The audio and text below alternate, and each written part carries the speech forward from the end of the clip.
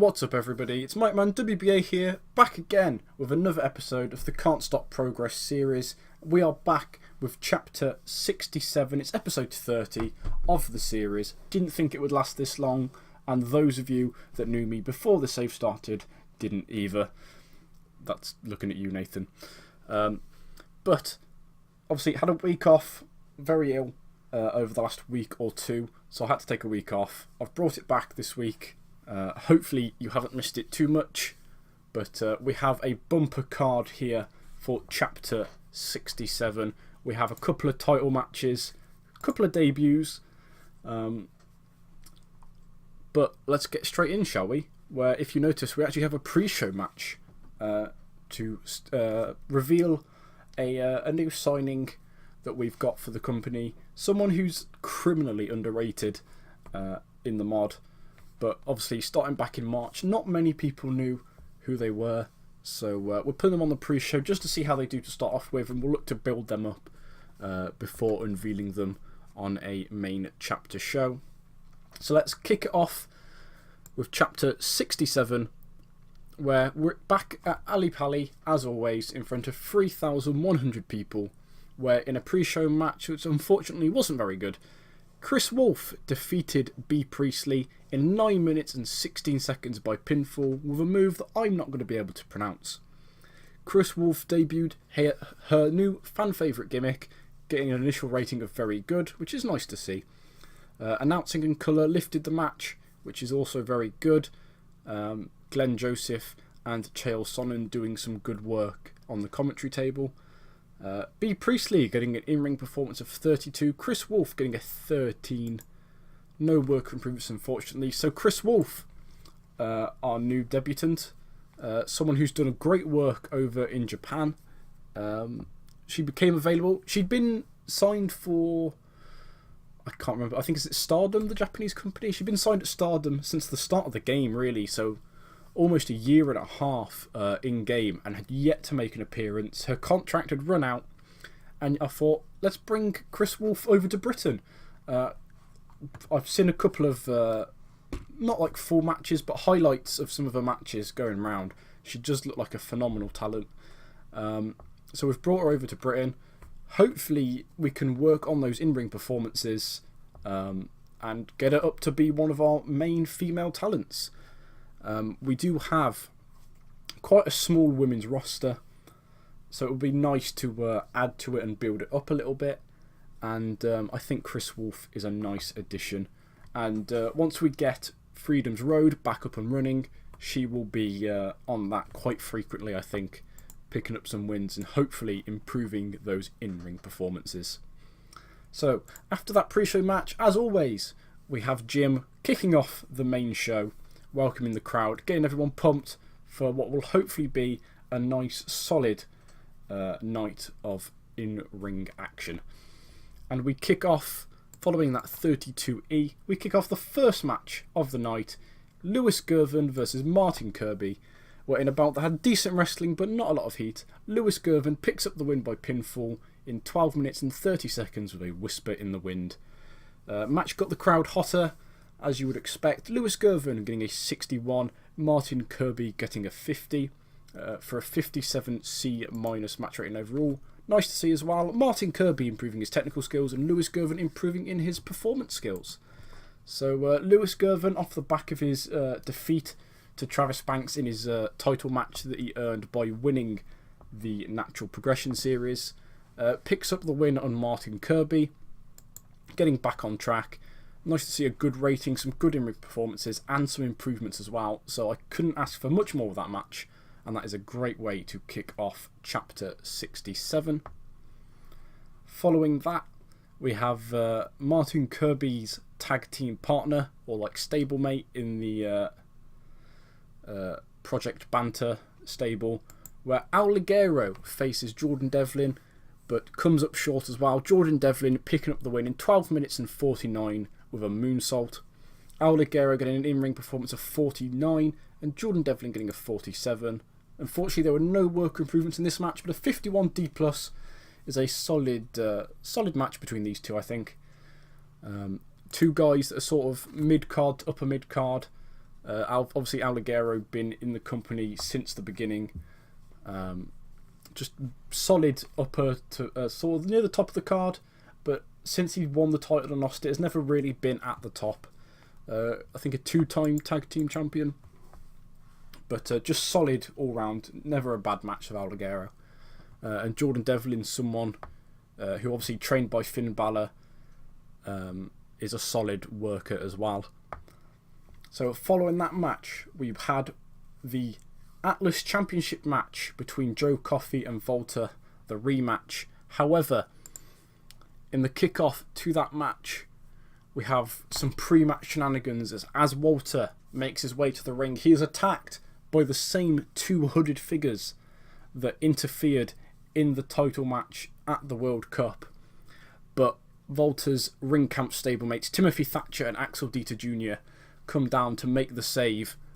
And a brawl breaks out at ringside between all 6 men before Steven Regal, our general manager, comes out and announces that the 2 hooded men, they are unmasking tonight and they will be wrestling alongside Joe Coffey and taking on the 3 men of Ring Camp, and that is next. So unfortunately, Thatcher performing poorly in that segment, but Regal looking really good. And the following match of Ring Camp versus Joe Coffey, Jackie Polo and Mark Coffey of Polo Promotions, where in a decent match, Joe Coffey and Polo Promotions defeat Ring Camp in 12 minutes and 41 seconds when Mark Coffey picks up the win, pinning Timothy Thatcher by pinfall with a crowning glory. Jackie Polo, Mark Coffey debuting their arrogant heel gimmicks. Unfortunately, Jackie Polo's was below average, but Mark Coffey's was an average. Mark Coffey picking up an in-ring performance of 43, Jackie Polo a 39, Joe Coffey a 55, Timothy Thatcher a 36, and both Volta and Axel Dieter Jr. getting 48s. Jackie Polo improving his rumble skills and Axel Dieter Jr. improving his performance skills. A 50D match rating, not too bad for this actually. I was expecting maybe a little bit less than that. You've got 2 debutants in Polo Promotions. They're sort of lower to mid-card workers, as are Thatcher and Volta, and you've got 2 main eventers in Axel Dieter Jr. and Joe Coffey. But some solid performances all round. The 2 guys of Polo Promotions did a bit better than I expected actually. Thatcher was slightly disappointing, but we see Joe Coffey has himself an alliance with his brother Mark and with Jackie Polo. He's brought them down from ICW to Progress, and it will be interesting to see how that stable runs in the future, probably with Joe Coffey at the head and Polo Promotions as sort of a tag team around him, you would expect.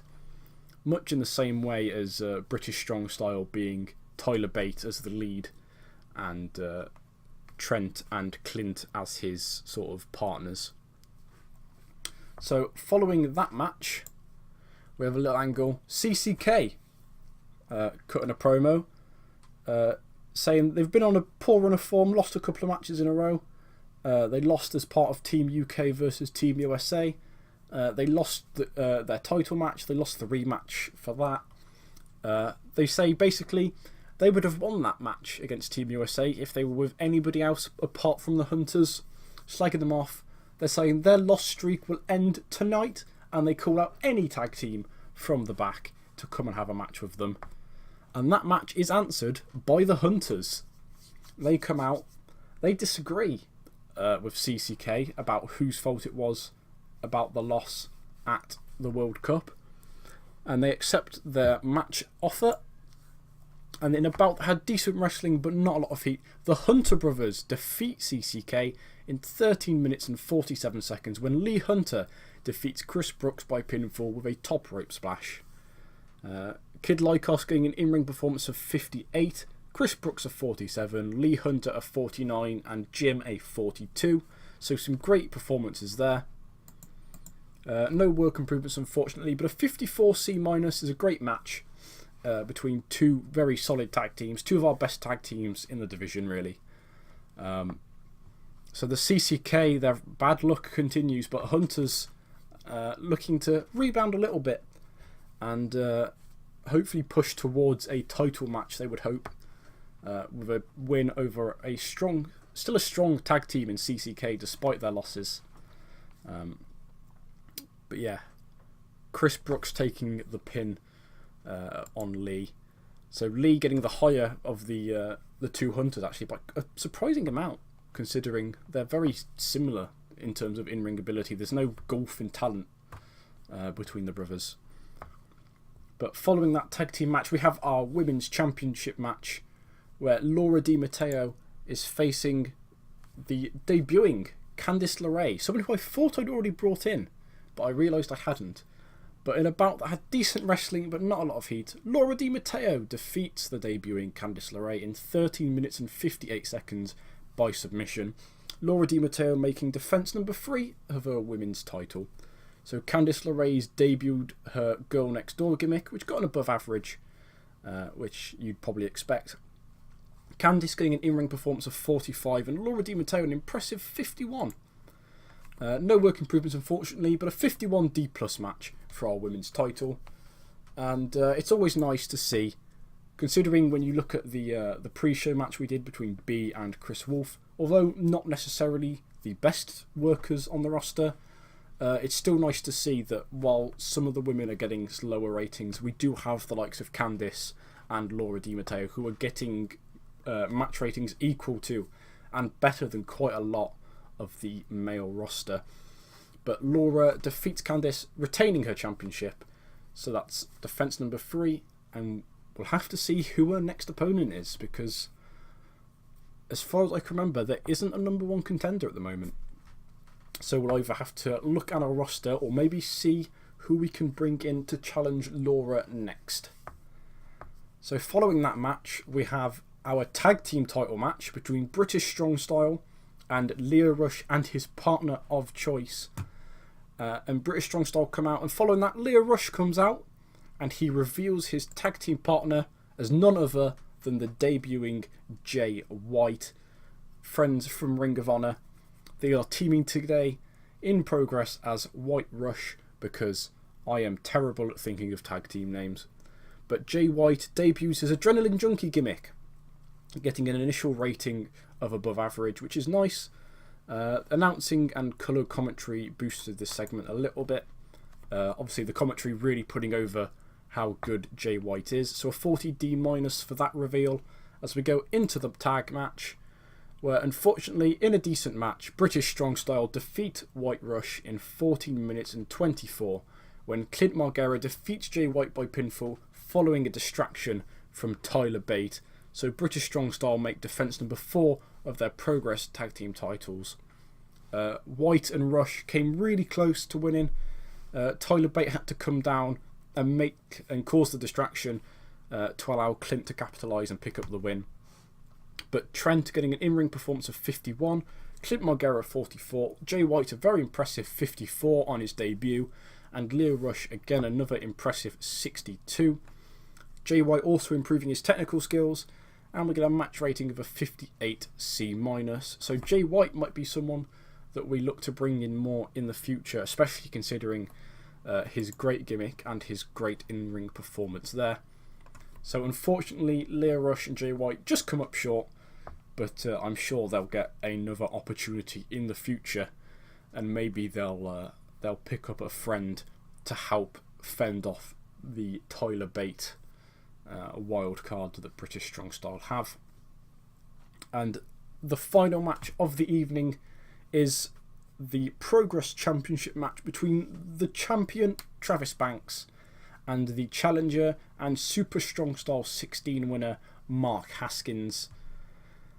And in a decent match, Mark Haskins defeats Travis Banks in 19 minutes and 43 seconds by pinfall. Mark Haskins wins the Progress Championship title and wins back the title that he lost through no fault of his own, getting injured at the end of 2016, I believe it was, 2016, so almost, over 18 months since he last had that title in his hands. He has beaten Travis Banks to regain it and hopefully have a long, long run with it So Mark Haskins getting an in-ring performance of a 60 to Travis Banks' 51. Match getting the crowd buzzing for the finale of the show. Unfortunately, a 54 and not slightly higher up in the 50s, but still a great match.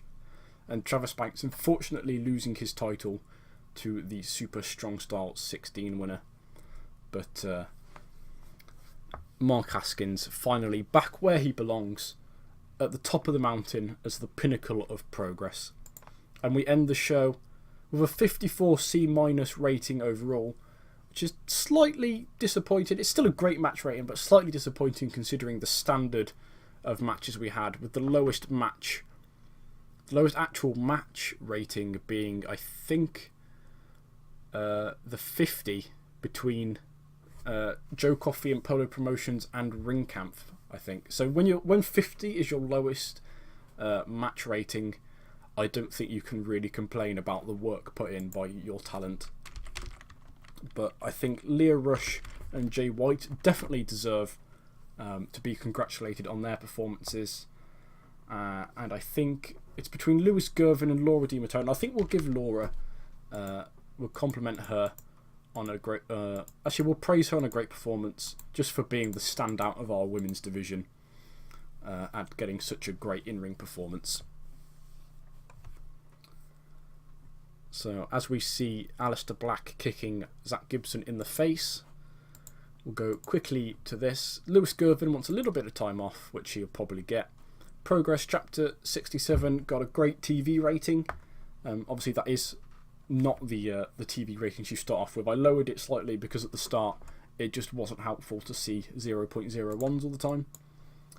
But if we take a quick look at our show history, you see that if we go from Super Strong Style 16, so it's 3 nights of Super Strong Style 16, 2 chapters and the 2 nights of the World Cup, we went down a bit and we sort of peak. We stay around the same. We got slightly less than the 61C that we got for the World Cup second night,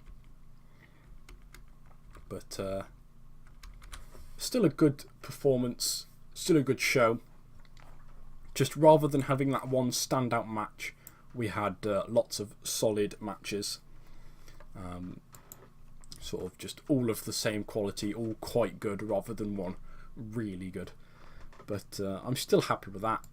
If we take a quick look here, we see that the Swedish company, the Finnish company, Fight Club Finland, appears to be in some trouble.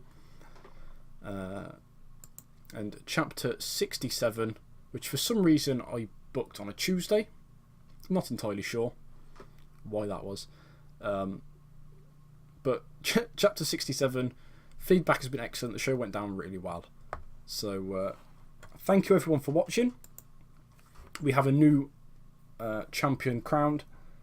But next episode will be next week, as always. Thank you all for watching, and I'll see you guys soon.